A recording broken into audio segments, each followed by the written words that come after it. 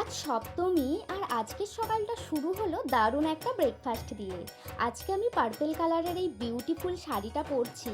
আর আজকেও আমি কলকাতায় ঠাকুর দেখতে যাচ্ছি, তাই সকাল সকাল স্নান টান করে রেডি হয়ে নিয়েছি। আর বেশি লেট না করে তাড়াতাড়ি বেরিয়েও পড়েছিলাম। তো সবার প্রথমেই গিয়েছিলাম এই প্যান্ডেলটায়।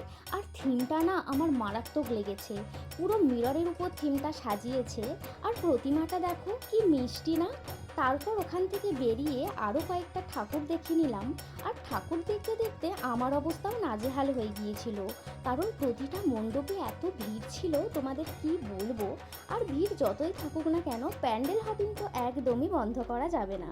তারপর ফাঁকা রাস্তা দেখতে পেয়ে আমি কয়েকটা ভিডিও ক্লিপ তুলে নিচ্ছিলাম। আর পুজোর সময় ফাঁকা রাস্তা পেলে কে এমন চান্স ছাড়ে বলো।